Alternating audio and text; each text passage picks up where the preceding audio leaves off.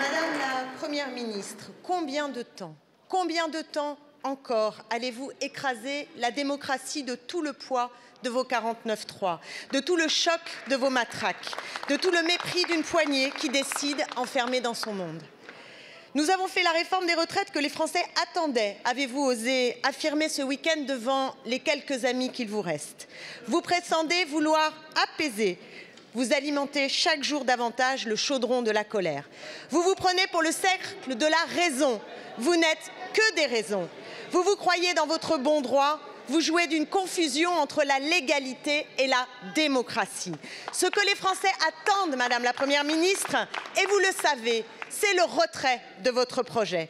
Les organisations syndicales, exemplairement unies contre vous, l'exigent depuis des mois. 7 Français sur 10 n'en veulent pas. 90% des salariés le rejettent. En rage devant la brutalité de votre méthode, les Français vous le disent sur tous les tons. Et aujourd'hui, 10e journée de mobilisation nationale, ils défilent à nouveau en masse dans tout le pays. Ils font grève, ils bloquent, ils pétitionnent.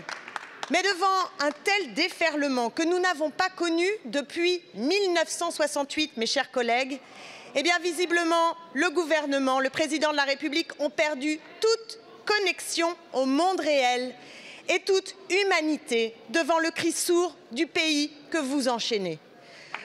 Alors vous demandez aux policiers de régler un désordre que vous avez créé. C'est dangereux pour les citoyennes et les citoyens. C'est foudroyant pour la démocratie. Mais votre stratégie du pourrissement, de l'intimidation, de la tension permanente et accélérée ne cesse d'échouer. Elle échoue parce que notre pays renoue avec une histoire que vous méprisez, celle de l'irruption de ceux qui ne sont rien, celle de la foule qui se fait peuple. Merci beaucoup, ma chère collègue. La parole est à Monsieur Olivier Dussopt, ministre du Travail, du Plein Emploi et de l'Insertion. Merci, Madame la Présidente, Mesdames et Messieurs les députés, Madame la députée Autain. Non, vous étiez à 2,5. Madame la députée, vous confondez votre chrono avec le mien, c'est pour cela. Madame la députée,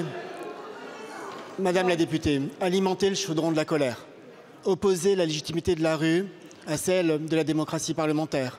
Il aurait suffi que vous ajoutiez bloquer le fonctionnement de l'Assemblée par l'obstruction et c'est votre acte d'accusation que vous aviez dressé. En réalité, votre question, votre interpellation, Madame la députée, c'est l'accusation en négatif de ce que vous faites, de ce que vous souhaitez, de ce que vous nourrissez. Vous nous dites retirer la réforme. Dites-le aux femmes à qui nous allons relever les pensions. Dites-le aux salariés qui sont exposés aux métiers les plus pénibles et pour lesquels nous allons améliorer la prise en compte de la pénibilité et permettre des départs facilités.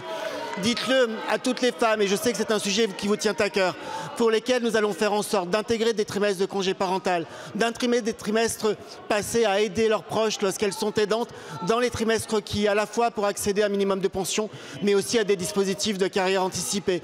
Dites-le aux 1 800 000 retraités qui vont voir leur pension de retraite être augmentée au mois de septembre. Madame la députée, en réalité, quand vous dites de retirer la réforme, vous voulez enlever ces droits aux Français. Vous voulez enlever les dispositifs qui vont bénéficier aux plus fragiles de celles et ceux qui nous écoutent. Votre politique, Madame la députée, est une politique antisociale. Votre objectif est un objectif de chaos. Et en réalité, vous ne souhaitez qu'une chose, je vous l'ai déjà dit, c'est que la misère prospère, parce que sur la misère, c'est vous qui prospérez.